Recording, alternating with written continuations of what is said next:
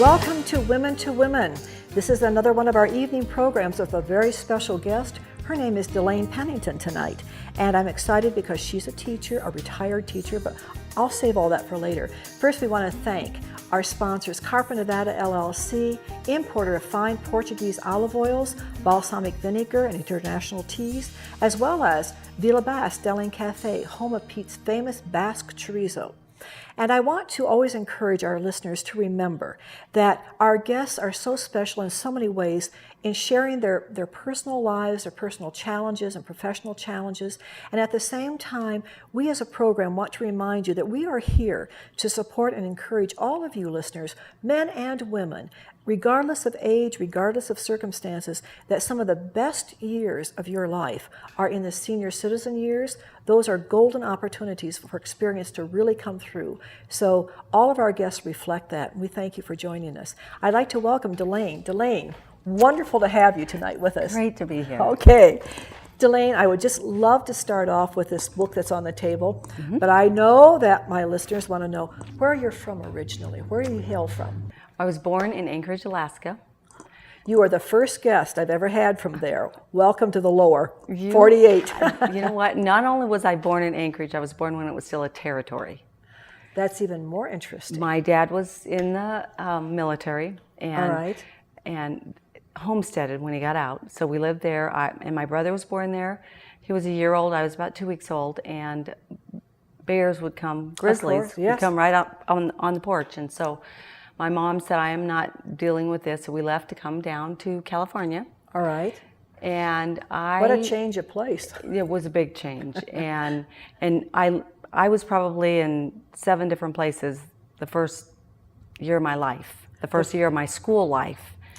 And we ended up settling in Washington State. Mm-hmm. My parents owned an antique store up there. Okay. And, you know, I spent probably till I was 15, 16. Mm-hmm. Mm-hmm. And I was ended up being a teen mom. My parents divorced when I was about 13. And so that always is a huge impact on a young person, a huge impact. It was. And, you know, looking back on it, honestly, it was probably, you know, one of the best things that happened to me because, you know, when a lot of my friends got into alcohol and drugs, I was home being a mom. Yes. And so... How old were you when you had your child? 16. 16, okay. You had some experience of seeing children younger, right? But not a whole lot of experience being a mother. Mm-mm. So isn't it strange how events happen that often become a blessing in our life? Yes. A true blessing. And I totally believe that. I just believe that there's nothing that happens in our life that we can't take. That's right. And, you know, allow the Lord to use for good in our lives. Absolutely. And that little one and you were under the Lord's eyeship at all times. So help us understand that. Now, when you said that your parents had an antique shop, does that mean there was a real love of history in your family, do you think? There was. And, you know, we grew up with that. And, you know, my parents were buying and selling, and we'd go with them on trips. And, you know, because we moved a lot before the antique store, you know, we learned to get to know people. And even though we knew we would be, you know, could possibly be moving soon, you know, you almost got so you didn't mind meeting new people because you left and you moved somewhere else. And that turns out to be, we have found a very strong asset, an incredibly powerful motivation, not to be afraid. Right. It eliminates so many fears. Right.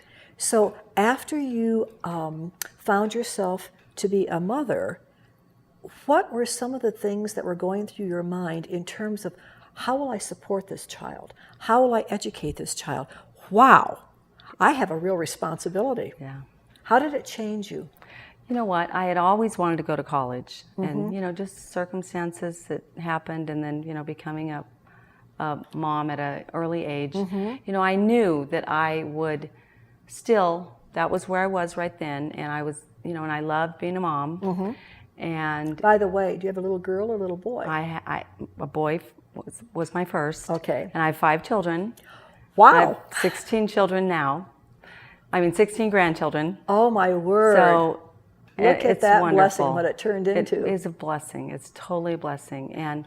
But then, I stayed home with the kids. Yes. And when my youngest was 3, since I had always wanted to go to college, I thought, I am going to go to college. Pursue that. I'm going to pursue that. And I'd been teaching Sunday school at church and helping in my kids' classrooms, and I loved it.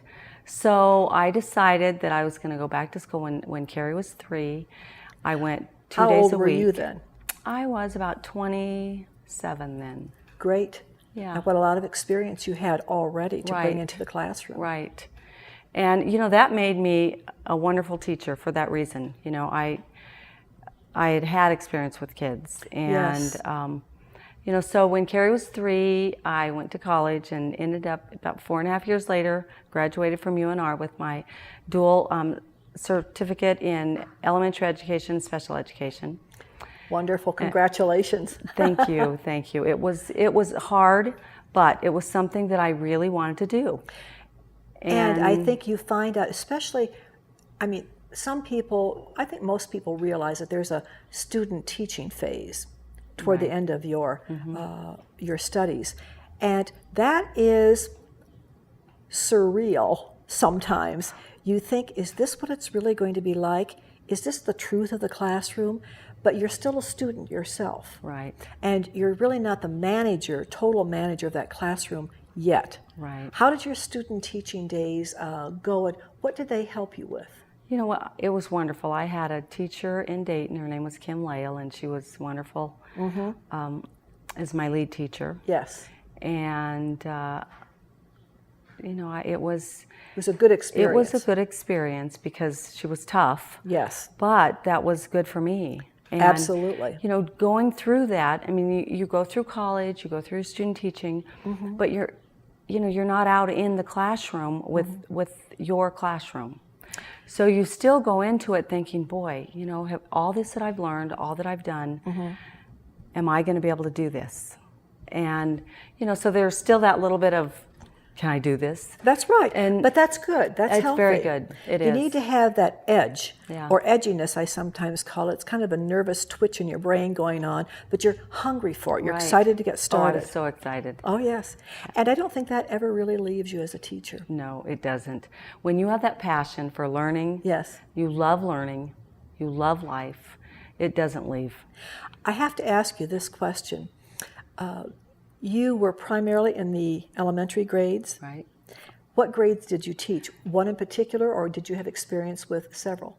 I had with several. Okay. I started out with a special ed class, and I loved that. And then there was a second grade position that came available, and I taught that for 4 years, and then taught first grade, reading recovery trained, and then one of our third grade teachers retired in Dayton, and I took his position. Okay. And I taught that until I left Dayton Elementary, and I took a position here in Carson City with Silver State Charter Schools as their Director of Special Services. And Very I did that nice. until I retired. All right. And that was at the high school, junior high level. So, yeah, it was K-12. And I think that the skills that you have to bring about as a parent, talking about fairness, talking about arguments, okay, let's hear your side of the story, let's hear this side of the story, and coming to some kind of an agreement is exactly what's needed in classrooms. Right. And when you set the tone as a teacher in terms of just recognition of each child, in terms of a framework, okay, you're the director, they know that, okay, it gives a lot of trust to a child while they're learning. Well, it does. And I think if you convey to them that they are important, that they're Oh, yes. valuable, Absolutely. and then that they have beauty within them. They are capable. I just believe there's nobody out there that cannot learn. Can you think of a special time or a special situation with a student where that particular student taught you something very important? Oh my goodness, yes. Right off the bat, I can think of one of my students in third grade that was just active, consider ADD. Right. He had attention deficit. And he was standing up. He literally could not sit in his chair. All right. And yet every time I asked a question, I would teach a lesson, and he would be all over the place and fidgeting with his pencil and Yes. paper and chair and Right, sometimes eating the pencil. exactly. But he invariably, if I'd ask a question, he would be the first to respond. And he taught me so much, and I was so thankful for that because it was early on in my career. Yes. And it made me realize that, you know what, every child learns differently. And those that can't sit still are still learning. Yes, And yes, so- yes. There are so many different personalities, and when we are in the home day after day with our own children, we recognize that among, in your Right. case, 5. Right. They're all quite different from the Right. same mom, but wow, what a change in personalities, okay, that can occur genetically. The makeup Right. is all mixed up in there, and I love it. Yes. Then you take a classroom of 25 or 27 students, and they come to you from different genetic pools, different talents. They've all been given abilities in one way or the other. And learning how to identify those abilities, learning how to let that child work with those abilities in his or her framework that still is within your bigger framework. Right. That's a masterful understanding of the human psyche and of the human, I want to call them dynamos. Right, right. And it's so important just to be intuitive about that kind of thing and realize that they are all different and unique and beautiful. And you are in the their own bridge, way. so to speak, as a teacher to next year's teacher in letting him or her know that, okay, here is this great kid. He's going to be sitting on your windowsill. He's going to be opening the door. He's going to be checking the lockers, but he's always listening. Exactly. He knows exactly where you're at on the page. Oh, it's so true. It's so true. And I think that is what my passion in life is all about, is just conveying that every person is unique, every person is beautiful. Don't every write them off. No, ever, ever. There's not a person in the world that is born into this world that doesn't have a passion, a purpose, and Or sometimes a handicap. yes, but yet they still have a purpose in life. Oh, yes. And I often had to take a look at myself as a person and say, Carol, recognize that you're not as good in this area of study as you are over here. Now, is that my handicap? In some ways, yes, it is. So I have to really employ myself to do extra research or extra effort. Right. And it may not come as easy to me as it would to someone else. But that's okay. I can see my gifts over here. And the viewer or the listener just needs to recognize that regardless of their age or their set of circumstances, they are gifted. I so believe that. That is just, you're so right, because and no matter where you are in life, if you are not doing something that you're just totally passionate about, find out what you're passionate about. Right, And go right. in that direction, because And we're coming back because on this table is a fantastic book. Now I am in kindergarten, and it's a result of Delane's working with children and the gift that she has for parents. It's delightful. We'll be right back. Don't go away. Are you looking for a healthier lifestyle? A more nutritious diet? Do you care about quality? If your answer is yes, or if you are just curious, come into Villa Basque Deli and Cafe right here in Carson City, Nevada. Discover fine Portuguese extra virgin olive oils, vintage balsamic vinegars, and a wide assortment of international health teas provided by distributor Carpa Nevada LLC. In addition to these terrific items, Villa Basque is also the home of Pete's famous Basque chorizo, handmade on the premises from Pete's secret family recipe. Satisfy your culinary curiosities. Don't delay. A fire-adapted community is prepared to survive a wildfire with little or no firefighter assistance. To help prevent ignition by embers, remove dead and dying plants from around your home. Be sure to remove low-hanging branches and the flammable plants underneath your trees, also known as ladder fuels. Non-flammable plants and pathways create separation and help prevent fire from spreading to your home. Make it lean, clean, and green. Visit livingwithfire.info for more tips to save your home. Pets of the Homeless is a non-profit, all-volunteer organization that provides pet food and veterinary care to the homeless and less fortunate in local communities. With donations from the public, we're able to provide homeless shelters with crates, bowls, cleaning materials, so that homeless with pets can come into homeless shelters and get the services that they need to get out of homelessness.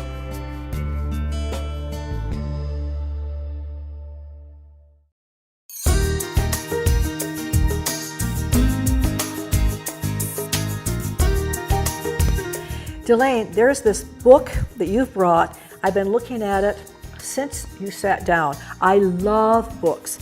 And as a teacher, you have been planting seeds in me, whether you know it or not, about writing.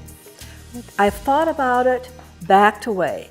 And now here I have someone who's a retired teacher who's actually doing it.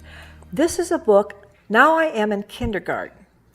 How did you make up your mind to do something like this? What provoked you? What tapped into that creative skill? Have you always enjoyed writing? I've always enjoyed writing. As a teenager, I was writing a whole novel, and even now I write prayer journal every day.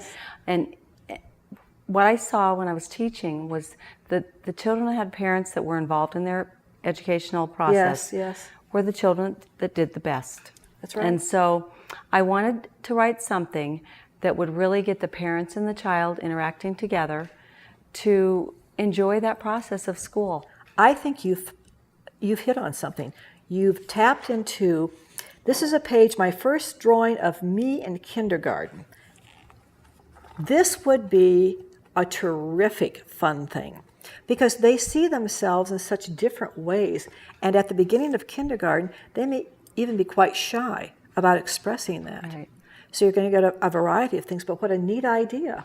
Thank you. Thank you.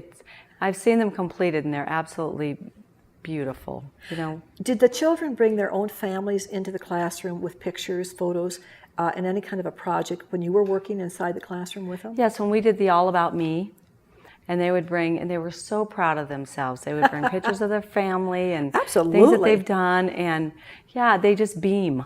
They do. These are the people that they love. Right. And now they're learning to come out of that world, kind of speaking as family, and individualize themselves a little bit. Yes. Oh, we have another thing here.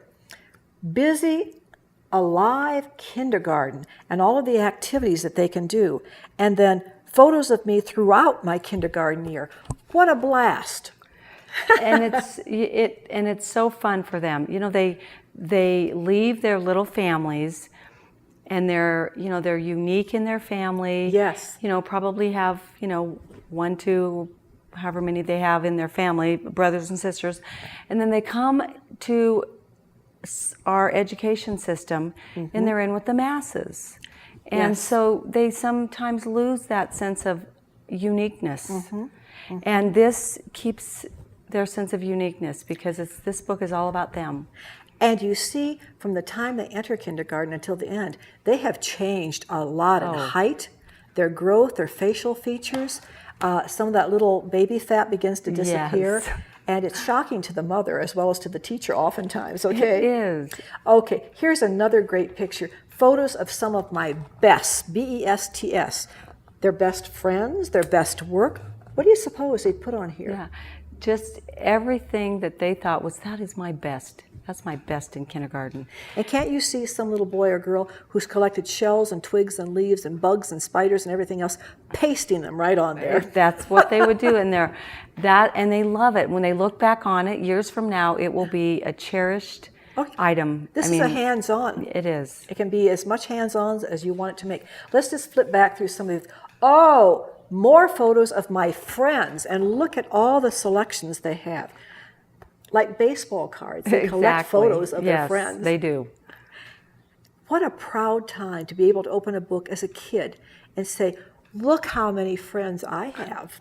It's really fun for the kids. It's really fun. I have a cute story. I had my grandson when he completed his book, and there's pages in there for samples of writing and math at the beginning of kindergarten, middle of kindergarten, and end, so that they can see the progress. Oh yes. There's a page in the back of the book that the teacher writes a letter to them.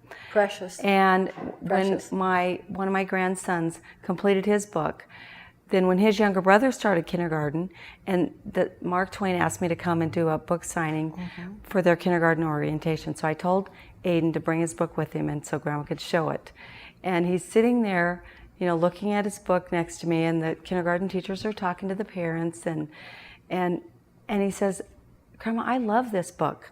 And I thought, of course he loves it. It's all about him. That's right. And That's right. it just shows them what a unique individual they are. There's a very brief story in my past where my son would collect all of his bests, from grades 1, 2, 3, 4, 5, 6. And he came to his grandmother when he was around 15 years of age and said, "Grandma Dunbar, I've told you all about myself. Aren't you going to tell me anything about you?" And he presented her at Christmas time with this diary, a picture diary. And he said, "Grandma, you're now 87. Wow. I'll give you 5 years to complete this." And she said, "And how old will I be then?" 87 plus 5. He said, "Well, if you're still with us, you'll be 92, and you should be really good at it." She completed it. Oh, that's awesome. And he is the only grandchild in the family that has that remembrance of a grandmother. And he opened up a couple of pages, and she had put on there, "That's none of your business." So these are cherished. These are cherished. Now, I see that this is self-published. What does that mean? That means that I had sent out some letters to major publishing companies and had received back, "We love your book, we love the idea, but we're not interested in this at that time." Right. And so I went through a publishing company that has one arena of their publishing company is self-publishing. All right. So you pay up front. Okay. They work with you on usually they have their own illustrators. All right. I had chosen an illustrator locally in Reno, but when I went with with Wine Press Publishing Company, they had their own publishing or their own illustrators. Right. So I had drawn up kind of what I wanted in the book, but I'm not an artist, so the publishing or the illustrator that they had was an illustrator that had also done illustrations for scholastic books. Okay. And she was very kid-oriented, which is really what I wanted. And she came up with your expectations of presentation. Right. I just gave That's her key. kind of what I wanted, and she did an excellent job. Now, I see that this is a series. What do you have in mind? For now, I'm in first grade. School Series Book 1, Smart Lady.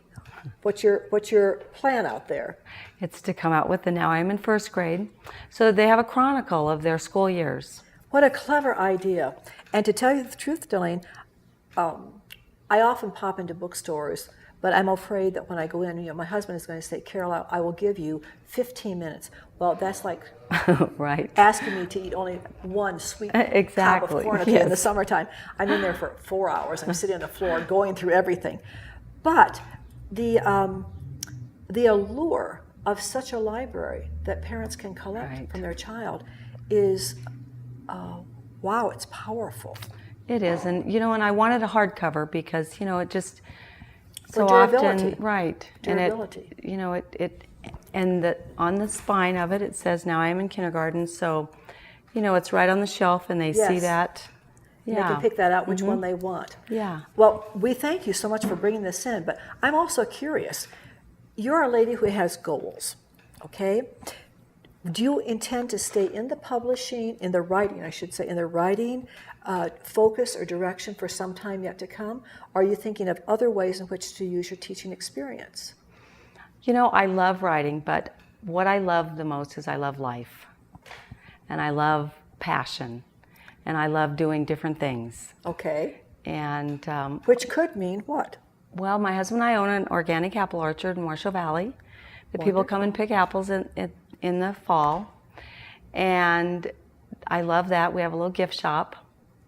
In And we have- Washoe Valley, right off of 395, It's on Franktown Road. Franktown Road. Yeah, we have about 200 trees, I'll dwarf be apple there in the trees. fall. It's so much fun. Families come out Yes. and we have picnic tables, and it's certified organic, it's certified USDA organic, and Okay. so when they come out, it's just a whole family experience, like going to Apple Hill, but they don't have to go over the hill. Oh, over the hill. And then I just started. I love this. I just started working for Vitamix company. Okay. All right. Doing Vitamix demonstrations because I love eating organic. I love being healthy. Yes. And so there's lots of things I do in life and lots of things I like to teach people, to be passionate about life. You've never stopped teaching or learning? No, never, never. How long has it been since you have gone organic? Probably it's been about 6 years now. Okay. Yeah, 6, What were 7 years. What were some of the reactions of your family and friends when you said, you know, I'm going to make a lifestyle change. I'm going organic. The kids laugh at me and, you know, oh mom, you know, but they see that I The difference. They see the difference. I feel good. I love life. I think it's so important what we put in our bodies. Yes. And so my goal in life is to teach other people to just, you know, really think about what they're eating, what they're doing in life. If they're not happy, if they're not passionate about life, find what you're passionate about and do it. At the same time, what you're saying is, I really agree with. At the same time, I'm recognizing there is a strong sense of research before you present things to the public, such as in a book. But I can see you going organic in your book, the presentation of your apple orchards. Right. Okay, and all the characters that come there to pick apples, the children, their response, their questions. Yes. That would be a learning experience by itself. It is. It is. We have schools that come out for field trips. We have a lot of daycares that come out and bring groups of children, and we talk to them about the apples. And you know, it was so cute. One of the first years we were open, we had a mom bring her child out, and she said, I brought him out here because he started kindergarten about a week ago, and his teacher, I was in his classroom, and his teacher asked him, where do apples come from? And he said, they come from a machine. And, you know, she said, Honestly, I knew that I had to show him where apples really come from, because kids nowadays, they don't know. They just, you know, they go to the supermarket, we have so much fast food, you know, they just think food is just there. One of the experiences I had in my own family, when they came from the East Coast and drove to a wedding, a family wedding in Ohio, they had never been out of New York City. So they were accustomed to seeing the meat packaged in the supermarkets. They had never seen a live cow. I know. They didn't know the difference between a steer, okay, and you know, a cow who's giving birth, okay. Never seen any of that. And their eyes were popping as they drove across the country, recognizing that there's a whole life out there to be explored beyond the city. And in New York, it's a wonderful place to grow up. It actually is. But many different experiences that are still awaiting the city kid to come out into the rural life and into the Western life here. Yes. And we have chickens in the orchard. And the kids are always fascinated with the chickens. Oh, sure. Oh, sure. And, you know, it's just... Their colors, their sounds, their walk, their territorial behaviors, okay? And when you live in the city, you don't see that. No, you don't. So, yeah. So really, you have offered within your classroom, within your books, and out in your apple orchard, new worlds. Right. New worlds. And I can't think of any nicer compliment to a teacher than to say, well done. Oh, well done. Thank you. So it's been a pleasure having you on our show. I hope to see you in the fall at the apple orchard, okay? I will come picking. I will come eating. It's so much fun. You'll love And them. I can't wait to, I hope that there are lots of people out there who see the uniqueness of this idea in your book. Now I am in kindergarten, and it's a series. I hope you go on publishing grade 1, grade 2, grade I will. 3. Okay. Thank you. Thank you so much. Thank you, Carol. Take This care. is awesome. Okay. And we want to again thank our sponsors, Carpa Nevada LLC, the importers of fine Portuguese olive oil, balsamic vinegar, and international teas, as well as Pete's Villa Bass Delane Cafe, home of his famous homemade chorizo, Bass chorizo. Until next week, have a nice evening. Stay safe, and I'll see you again in 1 week with a brand new guest. Take care.